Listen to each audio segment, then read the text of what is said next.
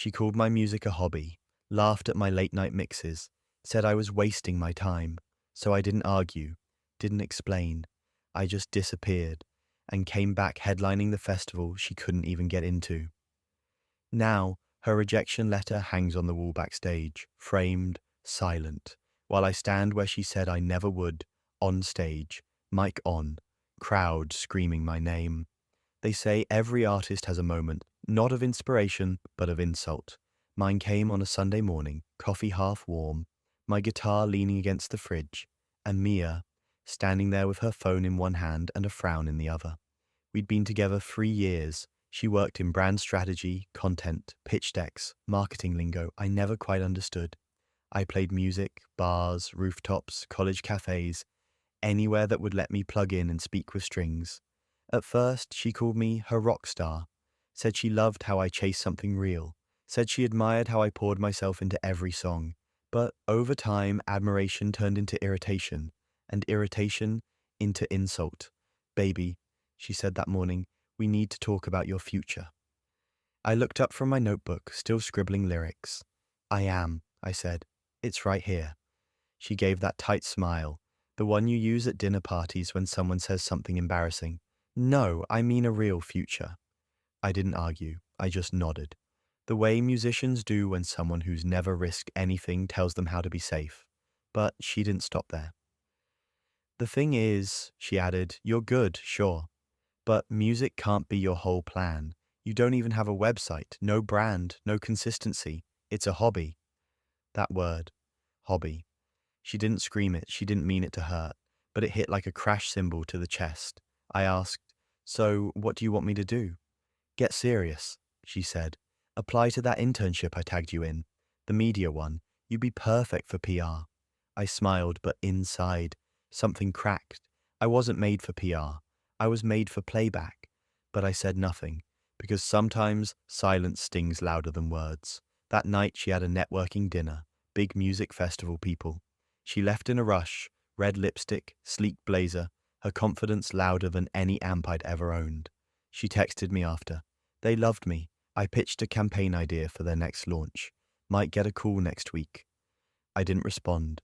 I was at my usual set, a 40-seat bar downtown where people clink glasses louder than they clap. But when I got home, she was already asleep. The next morning, she said it.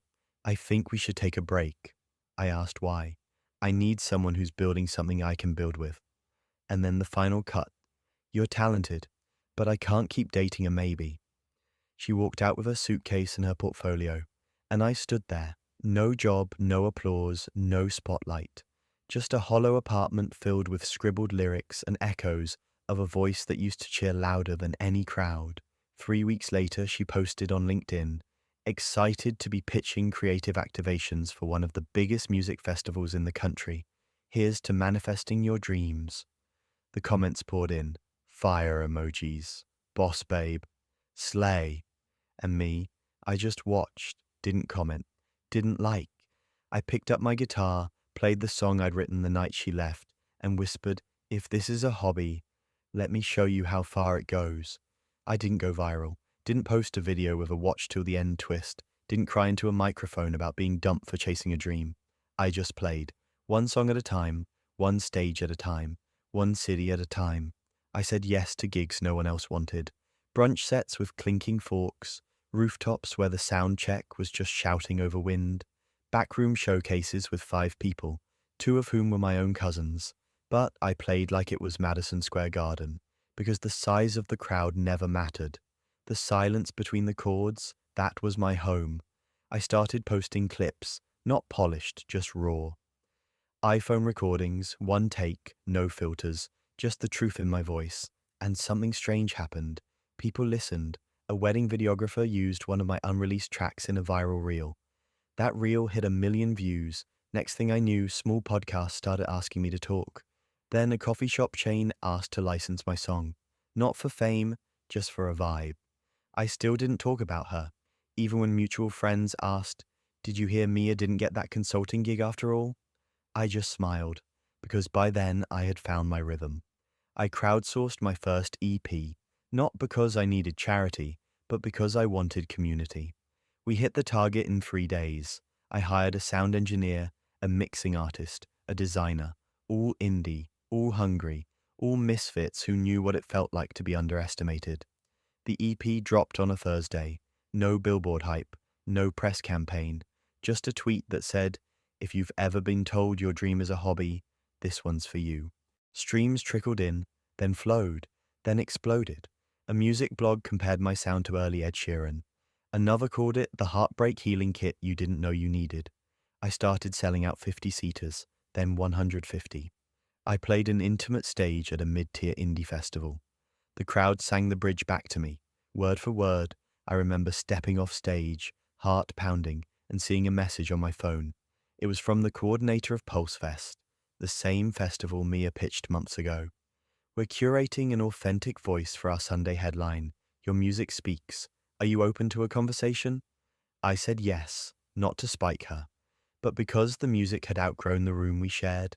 They sent the contract, and at the bottom, a list of applicants who didn't make the cut. Her name was there, Mia, rejected, and me. I was the name on the final lineup. Not in the background, not in the notes, but in bold. The contract wasn't thick, just a 6-page PDF, standard terms, half up front, half after the set. But on the second page, in bold, it said, headliner, Lucas Ray. That name used to sit in the margins of open mic flyers. Now it was printed at the top of a national festival schedule, and just beneath it, a list of the final 5 headliner candidates, crossed out, rejected. Her name was the third one down, Mia Preston. No bio attached, no explanation. Just a quiet note. Concept didn't align.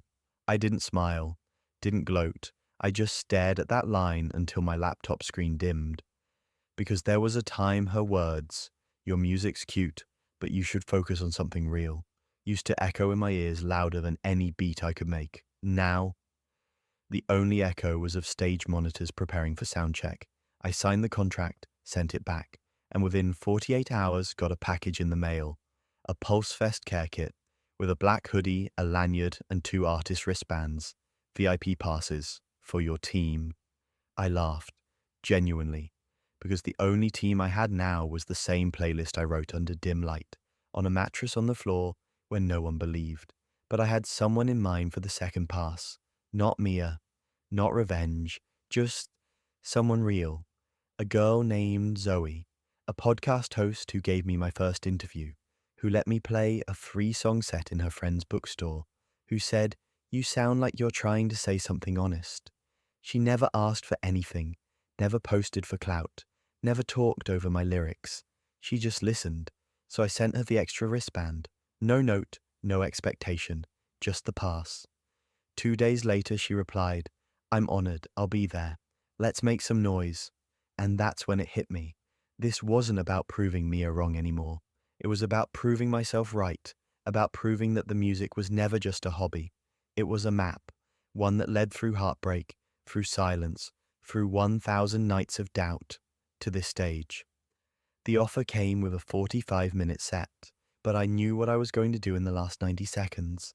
I was going to play the song she once said wasn't catchy, the one she rolled her eyes at when I sang it in our old kitchen. Except this time, I'd play it under floodlights, in front of 7,000 people, with screens flashing my name, and maybe she'd be in the crowd, maybe she'd be watching from her apartment, maybe she'd just scroll past a highlight reel on her feed, but somewhere, somehow, she'd hear it, and know. The air was heavy with bass, backstage smelled like sweat, wires and nerves. Festival staff buzzed like bees, radio chatter mixing with distant applause. My name echoed from the speakers. Next up, headliner Lucas Ray. I exhaled, not fear, not stage fright, just release. 2 years ago, I couldn't even get an audience to clap. Now they were chanting. I walked onto the stage, hoodie up, heart steady, and the crowd burst like a wave. Hands reached skyward, phone lights danced like fireflies, and I didn't search for her face, not Mia's, not anyone from that old life, because this moment wasn't about her. It was about the kid who sat on cracked concrete with borrowed headphones, learning to mix loops on a $200 laptop. It was about the silence I fought every night when I doubted if the music mattered. It was about Zoe, standing near the left speaker tower, smiling like she already knew the ending. I played the set tight, track after track, stories turned to sound, pain turned to poetry, each beat sharpened by years of being told no. And then came the final song. I didn't introduce it, didn't need to. Just hit play on the opening chords of the one Mia hated the most. You always drag the tempo, she used to say. Too slow, too sad, it won't stick. But tonight, it stuck like truth. The crowd went quiet, then sang the hook back to me, word for word. Even security guards hummed along. And in that last chorus, I looked up, not toward the sky, not toward any face in the crowd, just forward. Because this wasn't a revenge song anymore. It was a requiem for doubt, a eulogy for every rejection dressed as advice. And when the final note faded into cheers, I didn't bow, I didn't pose, I just smiled, whispered thank you into the mic, and walked off stage, back into the quiet, back to Zoe, back to the life I'd rebuilt. And somewhere in the noise, maybe Mia heard the song she once silenced, now louder than ever. The next morning was quiet, no screaming fans, no blinding lights, just the hum of a kettle boiling in a rented kitchen 2 blocks from the venue. I sat with a cup of black coffee, scrolling through notifications, reviews from music blogs, tagged videos from the crowd, DMs from producers who once left me on read. Every headline said the same thing. Lucas Ray delivers the most authentic set of the festival. A star who didn't need a spotlight to shine. I smiled. Not wide, just enough. Because it wasn't about the fame. It was about proof that the late nights mattered, that the silence had purpose, that you don't have to shout to be heard. There was one message I didn't open. Mia. It sat unread, just a preview line. Hey, I saw your set. You were... I didn't need the rest. I didn't need closure. Because triumph isn't measured by applause. It's measured by peace. I'd built this from scratch. Every track, every lyric, every beat stitched together from rejection and resilience. And now, I wasn't just playing gigs. I was being offered headliner slots, licensing deals, invites to mentor at the same label that once ghosted me. Funny how the tables turn. Even funnier, how quiet real success is. There was no need to call anyone out. No need to remind people who left, who doubted, who mocked. They knew. And that knowing, that silent realization, was louder than any "I told you so." I opened my laptop, started a new track, different sound, different story, because I wasn't stuck improving anything anymore. I was free to just create. Zoe walked in, hair messy, smile soft. Big day, she said. I nodded. But the big day wasn't last night. It was every morning I chose to keep going. Every day I created without being seen. Every night I didn't quit. That's the real triumph, not the stage, but the silence that followed and felt like peace. I used to think success looked like fireworks, loud, flashy, undeniable. But now I know. Real legacy isn't built in front of an audience. It's built in the quiet moments no one sees. When I look back, I don't think about the crowd, or the lights, or the stage that Mia once said I'd never stand on. I think about the hours in a windowless room, plugging in cables that barely worked, layering vocals over cheap instrumentals, trying to shape something beautiful out of nothing but heartbreak and hunger.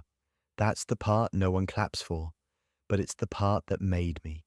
Mia's words, "It's just a hobby." They were meant to shrink me, but they gave me scale. Because sometimes the worst thing someone says about you becomes the exact reason you rise. She didn't ruin me. She revealed me, revealed the version of me that didn't need validation, didn't need permission, didn't need to be accepted to create. Now, I run my own label. I mentor artists who've been told the same lie I once believed, that dreams are only real if someone else says so. I teach them that silence is sacred, that growth happens off stage, that rejection isn't a sign to stop, it's a redirection. And Mia, she exists now only as a chapter, a character in a story I outgrew. I never needed her apology. I didn't need her to hear my set. Because this journey, it was never about proving her wrong. It was about proving myself right. Legacy isn't about showing off who left. It's about becoming someone so complete. You never even think to turn around. I didn't make music to spite her. I made music to save myself, and in doing that, I became more than what she saw in me. I became undeniable, not because of volume, but because of presence. The boy she dismissed, he built an empire from echoes, and now the world listens.